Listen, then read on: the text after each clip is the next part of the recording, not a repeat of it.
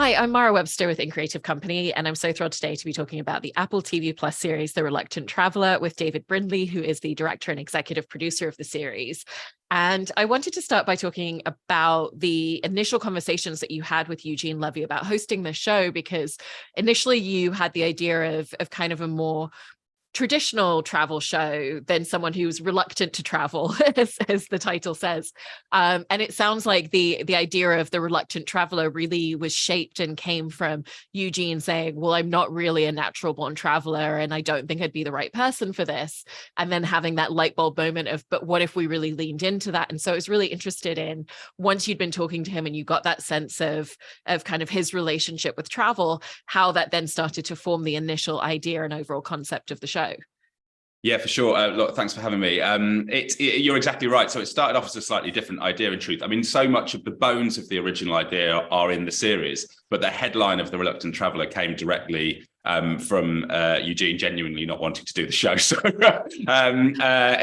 basically what had happened was we pitched and developed and worked up an idea with Apple TV Plus, which they were keen on, and myself and the Apple commissioner Alison Kirkham had been just huge fans of Schitt's Creek at that time, because we were right in the middle of the pandemic at that moment. Obviously, that was when it popped, but also of his work before that in all the Christopher Guest films, etc. And so we thought that he'd be the perfect person to host the show that we were talking about. And so we got on a call with Eugene, and what we didn't know at that point was that Eugene had agreed to go on the call so that he could say no to us in person, and because he's such a lovely chap that he personally wanted to politely let us down. And so he said, I sort of love everything that's in this pitch, and I love the sizzle, and I love the deck, and etc. But I'm absolutely the wrong person to host the show for you. I don't like traveling, and you need someone who's going to be able to go and be enthusiastic and enjoy things.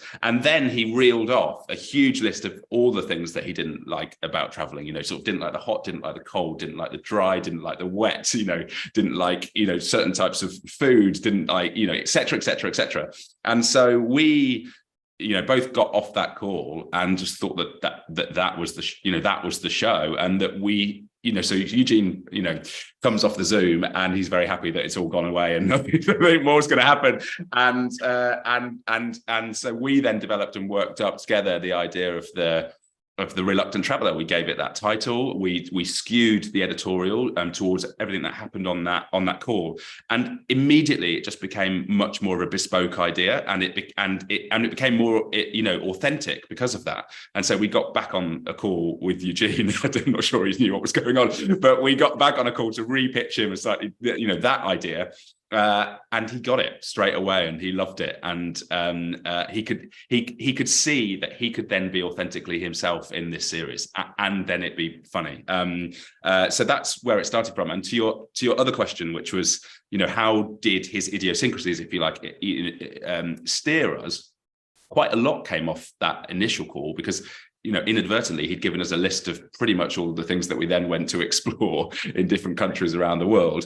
But then we had lots of other calls with him after that, lots of Zoom calls, and we talk about, travel, and we talk about, likes and dislikes, etc. And I think we were very keen to make sure that it didn't feel like a show where the producers were just pushing him in the back and just making him do things against his will, because there have been brilliant shows that have done that already, but shows have done that, and we wanted to carve out a bit of a sort of niche for ourselves and a unique selling point. And so, actually, to be totally fair to Eugene, he's very game and sort of up for seeing if these things that he's not yet experienced in his life, at the age of 75, might broaden his horizons. He's up for giving it a go, and so that was the tone that we wanted to achieve. So he's inviting you on the journey. The joke's always on him, and hopefully at the end of it, I know this because he said it to myself, like he's genuinely quite a changed person when it comes to travel. I mean, it's funny because it sounds like the whole concept of him saying, no, I'm not going to do this show. Okay, actually, maybe I'll do this show. is very much how the show itself plays out as well, in that he says, I don't want to try that food. I've never wanted to. I don't want to do this experience. And then he goes, okay, well, maybe I'll give it a go. And then he ends up quite liking a lot of things. Yeah. And so how did you really strike that balance though? Like you said, you didn't want it to feel like he was being fully submerged and fully pushed into things, but that there needed to be an element of openness to the experiences. So how did you kind of strike that balance of finding what are the right things to engage him with it? You know, once he steps his foot into it, he will actually probably enjoy some element of it, even if it's not the entire thing every time. Yeah, I suppose there's two parts to that answer. One is that those moments right at the top of the episodes where he's sort of staring straight down the barrel at you and telling you what, the reasons why he would never have come to the desert or to Costa Rica, etc.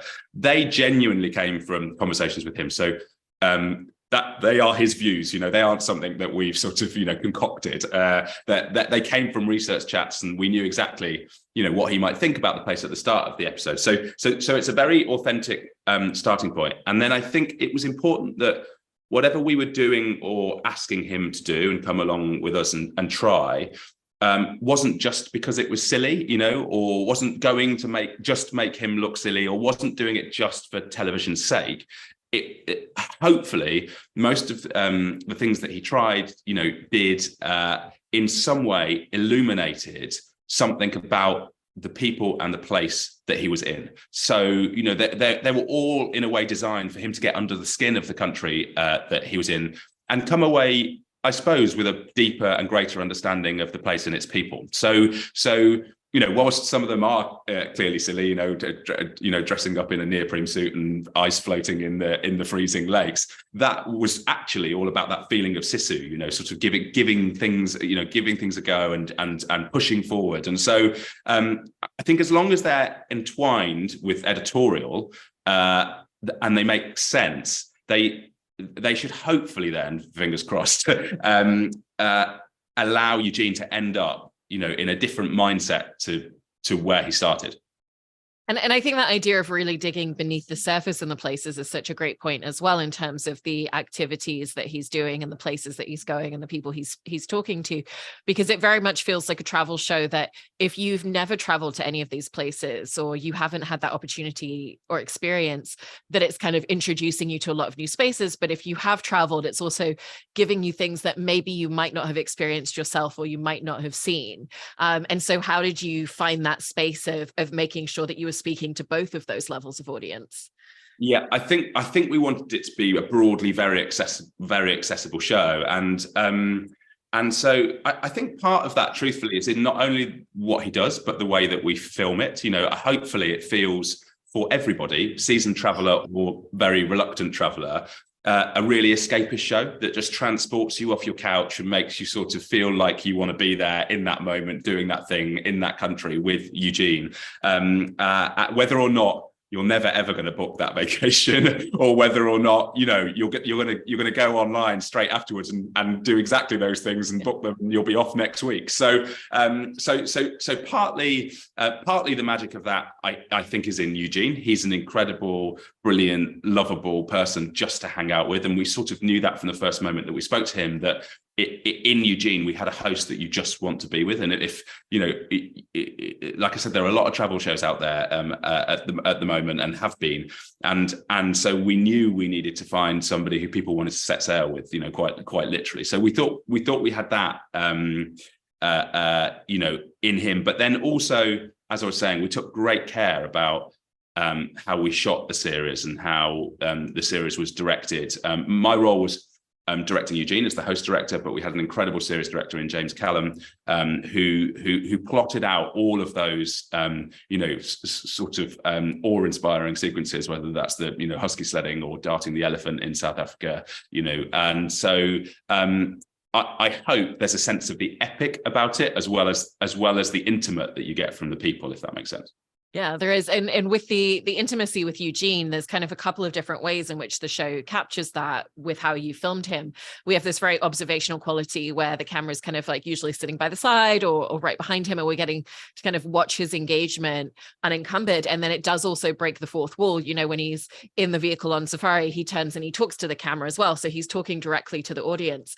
And so how did you find that scope of intimacy and thinking about specifically also where does it make sense for us to also break the fourth wall, and how is that going to engage the audience in a different way? Well, it's really interesting, and as you know, anyone who makes these shows know, it's a process. Really, you sort of make a decision, and you hope that you've alighted on the right kind of grammar for the show. But truthfully, you don't know until you start shooting, and you don't know until you work out your host's relationship with the camera.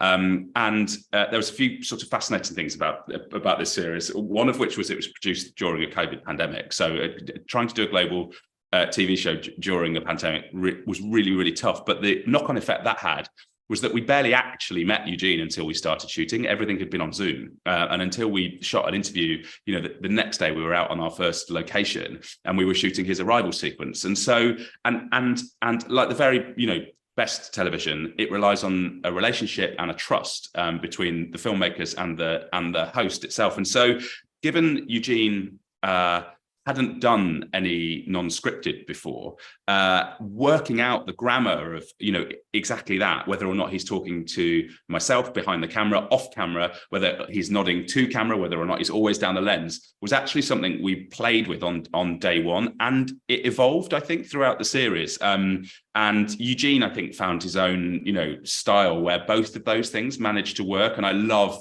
because he's so full of expression, I love those moments when he just gives the camera a bit of an eyebrow raise, you know, or a look, and that's done. He said as much as he needs to say just in the look, and he uses it brilliantly and sparingly, I think, so that it doesn't, you know, it's not the central grammar of the show, but when he does break the fourth wall, you I hope feel a bit closer to him, but also know exactly what's going on inside his head. So it was a journey to find and strike that right balance. But I think as Eugene, you know, became more and more confident with himself in that role and knew exactly what was needed of him as a non-fiction host, he really sort of found his groove, I hope. Yeah, I mean, to that point as well, I've seen him say that it's the most he's ever talked about himself, particularly on camera. And so how did you feel in watching him and working with him, like you were saying, that as the series progressed, that on-screen kind of dynamic and comfortability on his side really evolved? Yeah, he like you said, he said it before, so I'm not speaking out of turn. But Eugene's, you know, relatively a private man, you know, not somebody who sort of gets splashed all over the celebrity gossip columns, isn't out there hunting fame, you know, has that's just not, he's not showy in that way. He's all about just letting the, you know, his work and the comedy do the talking, and it has done, you know, unbelievably across his career. So he again, by his own admission, I'm not speaking out of turn, but he couldn't understand to start with why on earth I was asking him so many questions, or why after every single scene I would have to ask him, you know, how he felt about that moment, or what was his favorite moment, least favorite moment, or you know, how was he feeling, or because it's a very different thing hosting a show on your own as the person that's not only front and center, but is you know, he's not a character. That is Eugene. Much as, you know, there is the Reluctant Traveller title, he's not playing the Reluctant Traveller. He is everything that you see on screen. So I think after the first couple of shoots, and as much as that was down to me as anyone else, we really sort of, you know, found our groove, and I was able to explain to him why, you know, I would be asking him hundreds of questions a day. And actually, what's really nice is that I think quite a lot of that place comes to the fact that he's a very, very humble guy, and sort of can't really see why anyone would be interested in anything that he's talking about to do with himself personally. And you know, we had loads of conversations that you know, where I explained, I suppose, that that's exactly the reason why they're really fascinating, because not many people have heard those insights before. And he was incredibly gracious and sort of and brave to sort of open up, you know, on camera and front the entire thing himself, and just incredibly generous as well. I genuinely cannot speak highly enough of the man. And because you were mentioning at the beginning that actually a lot of the ideas for certain things in the show really came off that first phone call, because he was almost giving you a bucket list of, you know, these are the foods I haven't tried because I'm not interested in. These are the things I haven't tried because I haven't been interested in them.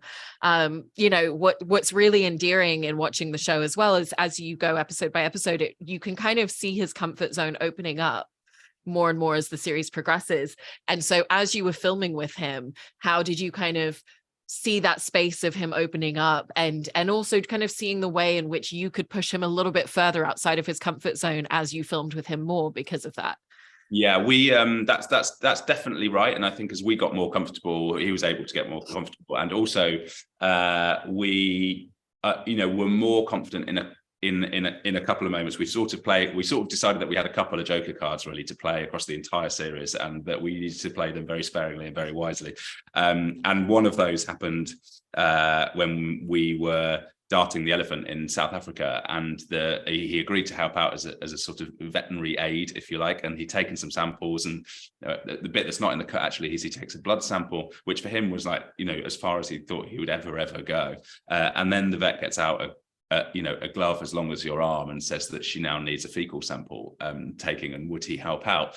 And Eugene had no idea that was coming. And there's a moment in the episode where he looks to camera and he says, "Oh, I don't think so." And there was a moment where I was able to say, Eugene, I think you can, which isn't in the episode, but then he got it. He was like, okay, this is, and that is as far as he'd come. The idea that he would be up to his elbow, up an elephant, taking a stool sample, that no one could have imagined that after the first Zoom call. So it showed how far we went. It also showed the trust that we had and the faith that he had in the team, which was fantastic. And also, I think that understanding that the show became a bit of a cipher for the idea of just giving things a go, and I hope people at home feel that. Like I said, whether or not they are actually going to do the things or not, I hope in some way people think, maybe I should just broaden my horizons a bit. Maybe I should just say maybe or even yes to the thing that, that previously has sort of, has scared me. There's also an incredible amount of logistical elements that clearly went into making a show like this. Filming in South Africa requires such different things from you and your crew, and even just the handling of the equipment, than filming in Finland, where you've got wildly different sub-zero temperatures. And so what was some of the most challenging aspects that came into the logistical preparation and execution of a show like this? Yeah, I mean, our secret weapon in this was our line producer, Lily Fitzpatrick, who just ran the production team in a way that I've not quite seen before. And it was a huge challenge to get across the globe to 8 different countries, to recce each location. We also tech recce'd each location, and then to roll back to back on a couple of episodes at a time. So we were going from one place straight to the next place. Was just logistically incredibly complicated. But within each of those shoots, as you were saying, and quite often specifically linked to the weather or the terrain, we felt it was almost sort of like shooting 8 series rather than one series in 8 places, because each location posed such different challenges. Whether or not, for instance, when we're in safari in South Africa, obviously natural history photography, that takes months and years sometimes, and every single shot in that show is ours. It's shot by either the main unit or the second unit across 7 days basically. And whether or not that's the difficulty of rigging up the safari jeep or waiting for the right moment to sort of find the lines, etc. That's all incredibly complex and nuanced. And same with the other extreme, which was the cold. There are some fantastic photos of the entire crew shooting the opening sequence to Finland, who are like, without joke, up to and above their waist in snow, sort of right over the other side of the shot, trying to get that moment where Eugene's just standing there pristine in the middle of the forest. And that stuff is a real military operation, as anyone knows who makes television, and the skill and the difficulty is having all that happen and have all that circus, and yet still try and make it feel as intimate a process for Eugene as possible, so that you get the most authentic reaction from your host to those moments. Because some of the best stuff, comes when it's just yourself and a camera and you're just talking. But equally, you can't ignore the fact that there are big moments in the show, and so what you're striving to do constantly is just to find authentic reaction within them, if that makes sense.